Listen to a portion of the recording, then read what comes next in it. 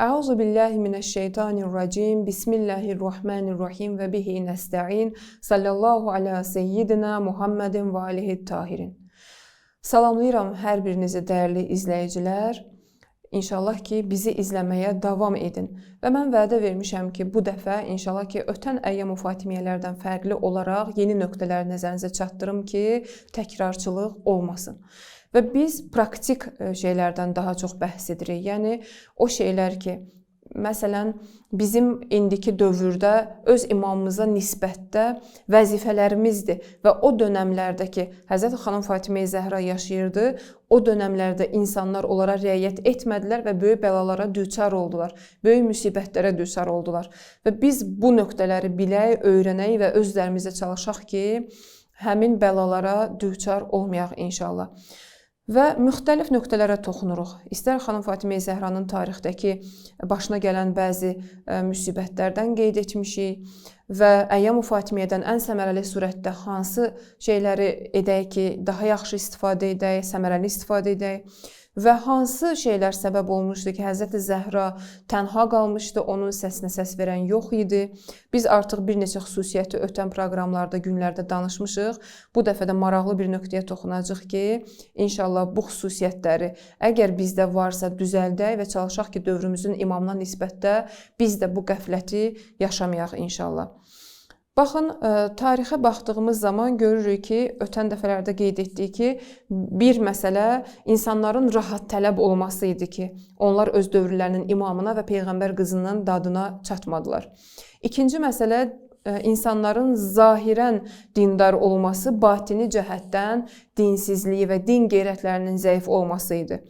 Və üçüncü nöqtə isə bizim əksər dindar təbəqədə və yaxud məzhəbi insanlarda, inanclı insanlarda ola biləcək bir məsələdir. Ola bilər ki, yəni qeyri-inanclı insanlarda da olsun.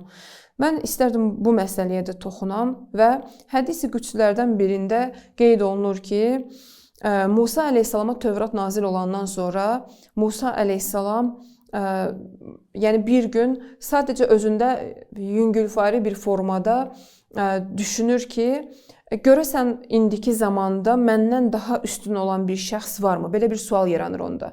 Bu sual yarandıqdan sonra o Allaha sual verir ki, bu dövrdə kimdir görəsən məndən üstün olan şəxs? Bu zaman Musa əleyhissalamın qulağına yəni bir səda gəlir, hatif deyirlər, yəni səmadan bir səda gəlir və bu sədada belə buyurur ki, Musanın dadına çat həlak olmazdan öncə. Yəni, bu düşüncə ki, səndə formalaşıb, düşünürsən ki, görəsən məndən üstün bir şəxs var, bu özü ücbün nişanəsidir. Yəni, özünü digərlərindən cüzü də olsa üstün bilmək və yaxud da xudbinliyin nişanəsidir. Əlbəttə, Musa əleyhissalamda bu qəti surətdə deyil idi. Sadəcə bir anlıq sual yaranır onda və Allah Taala sözsüz ki, öz övliyasını ayıltmaq üçün bu səda ilə ona müraciət edir ki, Musanın dadına çat, ta ki, həlak olmazdan öncə. Yəni, səni bu sual, bu cür düşüncə həlakətə doğru aparar. Burada biz görürük ki, Allah Taala ücbə işarə edir. Yəni, hətta Qurani Kərimdə də Kəhf surəsini əgər mütaliə etsəz, Kəhf surəsində Musa əleyhissalamla Xızırın əhvalatı var ki, onların bir-birləri söhbəti ki, Musa əleyhissalam hətta hədislərdə də gəlib ki, bəzi məsələləri aydınlaşdıra bilmir, aydınlıq gətirə bilmir və hətta o Xızır əleyhissalamla söhbətləri var, Qurani Kərimdə əhvalatı var bunun. Və yaxşı olar ki, bu günlərdə elə o tərcüməyə də müraciət edəsiz ki, bəlkə sizin üçün faydalı olar. Amma bizim ümumiyyətlə inanclı insanların ən böyük bəlalarından biri də budur ki, ücbə düçar olurlar. Yəni, özünə nisbətdə günahkar bir şəxsi görəndə, özündən daha, belə deyək ki, imanı zəif insanı görəndə belə düşüncə yaranır ki, yəni bu insanın səviyyəsi, səthi aşağıdır. Buna bizim yəni, əxlaq elmində rəzil sifətlərin sırasında ücb deyirlər. Və o günkü Mədinə əhlinin insanlarında da hardasa ücbə düçar olmuşdular və onlar yəni özlərini daha çox düzgün bilən bir şəxs kimi hiss edirdilər və bu yüzdən də başa düşmürdülər ki, ümmətin höccəti kimdir, imamət kimə yetişir Peyğəmbərdən sonra və bu Peyğəmbərin qızıdır, bunun çağırışı, bunun bizə tövsiyələri, bunun bizə nisbətdə olan nəsihətləri bihudə olmaz. Və o 3 səbəb oldu ki, onlar çoxsu Həzrəti Zəhranın məqamını dərk etmədilər, Həzrəti Zəhranın çağırışına cavab vermədilər. Və ücb olduğu zaman insanda tələbkarlıq olur, insanda sanki Allahın qarşısında belə tələbkarlıq olur. Və Həzrət xanım Fatimə Zəhranın yaşadığı dönəmdə təəssüflər olsun ki, Mədinə əhli bu bəlaya düçar olmuşdu. Ücbü olan insanlar özləri hiss etmirlər bunu. Çünki ücbün təkəbbürdən fərqi var. Təkəbbür insanlarda zahirdə olur, yəni insanın oturuşundan, duruşundan, danışığından hiss olunur ki, bu insan təkəbbürlüdür, özünü yuxarı hesab edir.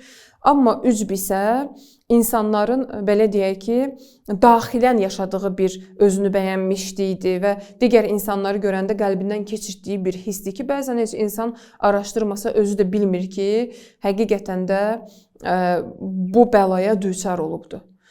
Və əksəriyyət məzhəbi insanlar, inanclı insanlar və yaxud Peyğəmbəri görmüş olan insanlar bəlkə də bu bəlaya düçar olmuşlar deyə Peyğəmbərin qızına cavab vermədilər. İnsan bu bəlaya düçar olanda çox vaxt özünü doğru yolda və düzgün sayır və hətta başqa insanların tövsiyələrini belə qəbul etmir. Və bugünkü insanlarda görürük ki, bəzi xüsusiyyətlərlə rastlaşırıq ki, özlərini ən doğru, ən düzgün hesab edirlər və elə bilirlər ki, bunlardan başqa hər kəs aşağıdır, bilmir, az bilir. O yüzden də bəzən hətta məsələn ümmətin alimləri və yaxud ümmətin böyükləri hansısa bir sözləri deyəndə onlar elə başa düşürlər ki, bəzən hətta müştehidlər hansısa fətvaları verəndə elə başa düşürlər ki, ondan daha ağıllıdırlar, ondan daha çox bilmişdilər. Mən hətta misallar da gətirə bilərəm ki, əhkamın, fiqhin bəzi məsələlərinə bilib-bilmədən irad tutan şəxslər, hətta bəzən təəssüflər olsun ki, məxsusən də Ramazan ayında ayın görsənməsi məsələsində, bayramın elan olunması məsələsində müştehidlərə diluzunluq edirlər, alimlərə diluzunluq edirlər və elə bir iradlar, yersiz iradlar tuturlar ki, halbuki onların səthi, elmi dərəcəsi o qədər də yüksək deyil və onların tək vəzifəsi yalnız müştehiddən təqlid edib onun fətvalarına uyğun rəftar etməkdir, onun hökmlərinə uyğun rəftar etməkdir. O dövrdəki insanlar da bu cür bəlaya düçar olmuşdular. Ücbə düçar olmuşdular və özünü bəyənmişliyi var idi insanlarda, xudbinliyi var idi insanlarda və özlərini, belə deyək ki, daha düşüncəli bilirdilər sanki və xanım Fatimə Zəhra nə qədər çağırış etsə də onun səsinə, onun çağırışına cavab vermirdilər. Və ücbə mürtəkib olan insanın ən pis bəlalarından biri budur ki, ücbə olan insanlar bütün yaxşı xüsusiyyətləri özlərindən bilirlər. Bütün yaxşı gördükləri işləri, bütün yaxşı etdikləri işləri özlərindən bilirlər. Lakin onlara hər hansı pis hadisə baş verəndə elə bilirlər ki, Allah onların başına gətirib. Halbuki dünyadakı baş verən bir çox hadisələr, bir çox işlər ki, bizim başımıza gəlir, bunların səbəbkarı biz özümüz oluruq. Yəni biz özümüz nəyisə düzgün əməl etmirik, nəyisə düzgün iş tutmuruq və bəzən cəzalanırıq, bəzən kəfarəmiz olur, bəzən özümüzü sözlərimizlə imtihana salırıq. Çünki insan danışdığı hər bir sözə görə cavabdehdir deyə bəzən böyük-böyük danışıqlarımız səbəb olur ki, biz imtihan olunuruq. Hətta bir çox məsələlərdə biz bunu bugünkü insanlarda müşahidə edə bilərik və alimlərimizin təhlillərinə və təhqiqlərinə əsasən keçmiş dövrün insanları, yəni Mədinə əhlinin mürtəkib olduğu rəzil sifətlərdən biri məsələ ücb məsələsi idi ki, ücb özü səbəb oldu ki, onlar xanım Fatimə Zəhraya, Həzrəti Əli əleyhissalama olunan zülmlərə göz yumdular, onların çağırışlarına cavab vermədilər. Və Allah eləməsin ki, biz də hansısa yaxşı əməlləri, hansısa yaxşı işləri özümüzdən bilək və hətta elə düşünək ki, biz çox fəzilətli insanlarıq, ona görə biz bu yaxşı işləri görürük. Bunlar insanda təkəbbür və ücub yaradır və o dövrün insanları kimi bu bəlalara inşallah ki, biz də düçar olmayaq.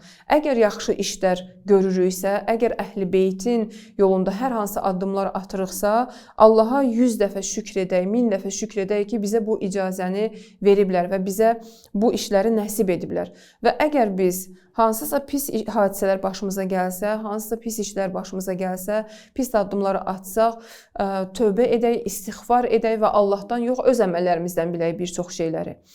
İnşallah ki Allah Taala bizi Əhl-i Beytin məqamını dərk eləyənlərdən qərar versin və bu dünyada ikən öz üzərində çalışıb nəfsini islah edənlərdən qərar versin ki, öz imamımıza nisbətdə Mədinə əhli kimi rəftar etməyək. Hələlik sizi Allaha əmanət edirəm. Sağ olun, salamat qalın.